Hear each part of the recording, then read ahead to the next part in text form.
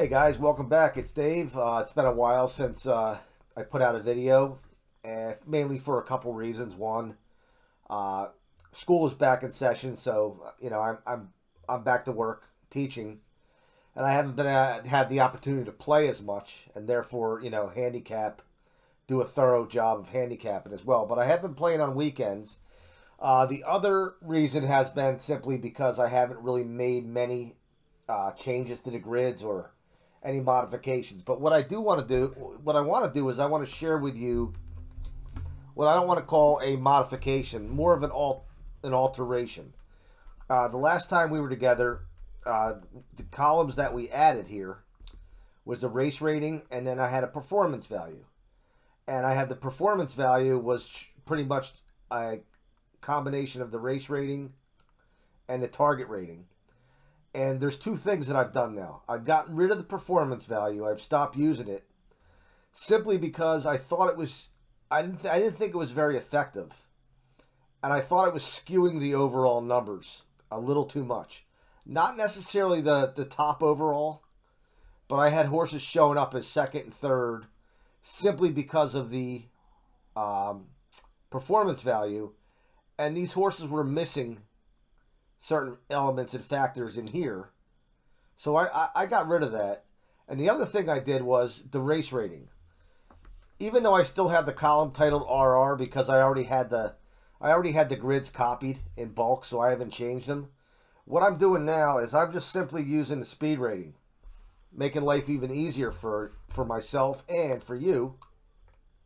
I'm just putting the speed rating of the race down. So the horse ran a 73 and 74, 70, so forth. That's what's going in that column.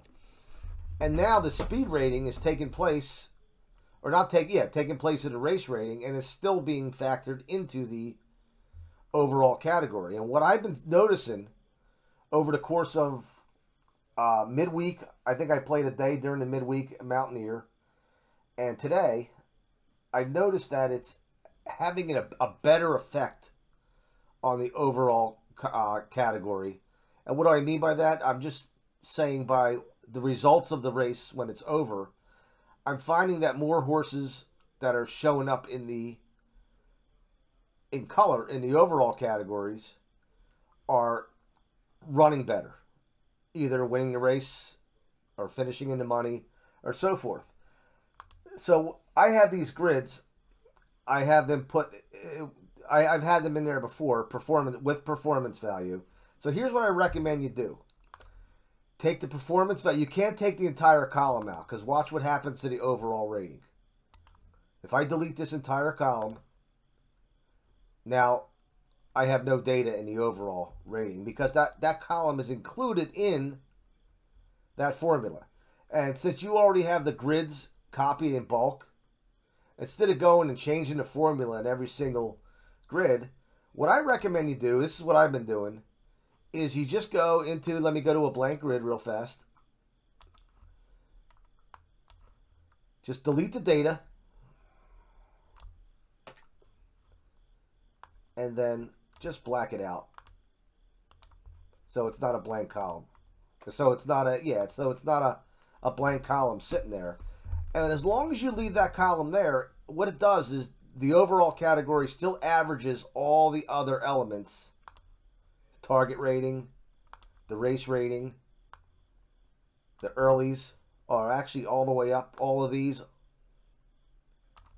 all together, still, as long as it's there. But if you delete the entire column, for some reason now it doesn't take that into consideration, and it comes up with the REFs like you saw up there. Now let me go back to this race here. There's a reason why I'm focusing on this race. I had a great night tonight at Charlestown playing, and I'm glad I played because I wasn't going to.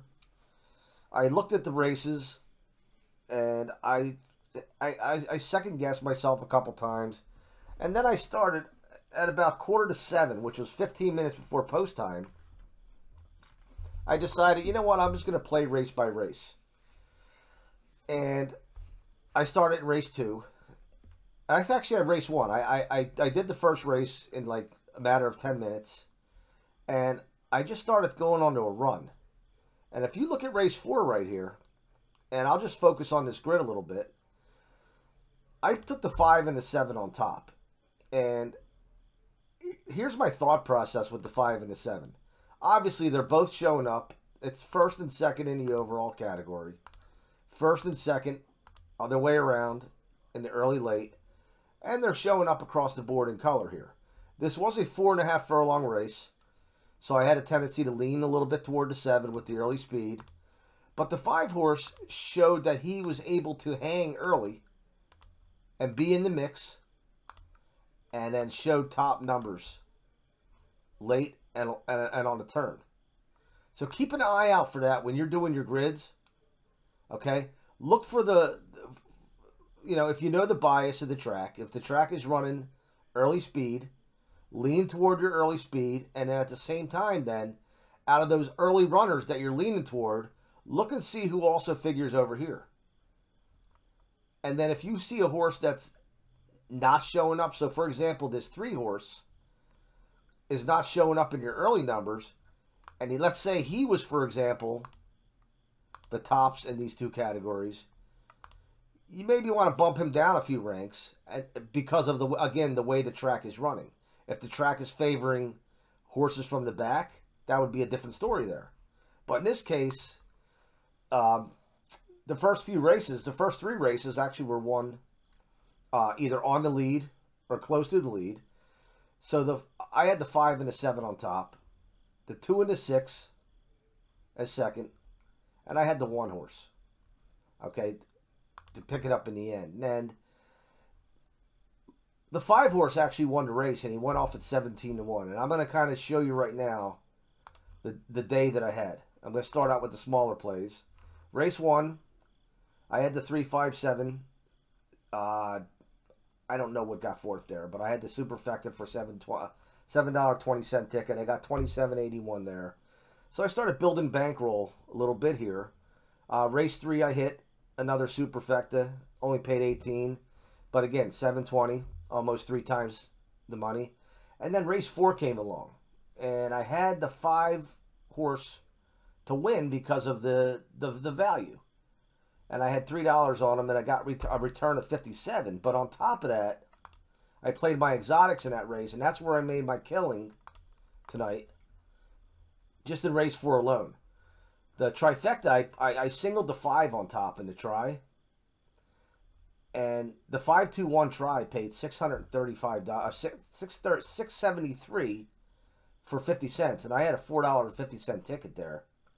And then I also wanted to make sure I put the 7 in front on an exotic. And I played the 5-7 on top in the super for $7.20. I got $322.06 for that. Okay, and then we had also had another super in the 5th race as well. So it was a good night for me. And I'm just going to continue to stick to this. And when I run out of grids, I'm just going to make new grids that do not have the performance value column. And I'm going to take obviously the performance value factor out of the formula here for the overall. And I'm going to continue to use the speed rating in the race. And when I say speed rating, I'm just simply talking about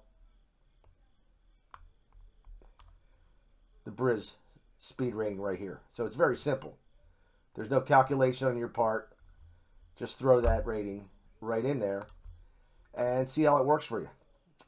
All right, so I'm going to make this a quick video, and I appreciate any comments, questions you may have, and I'll get back to you as quickly as possible, and talk to you soon, hopefully. Thanks.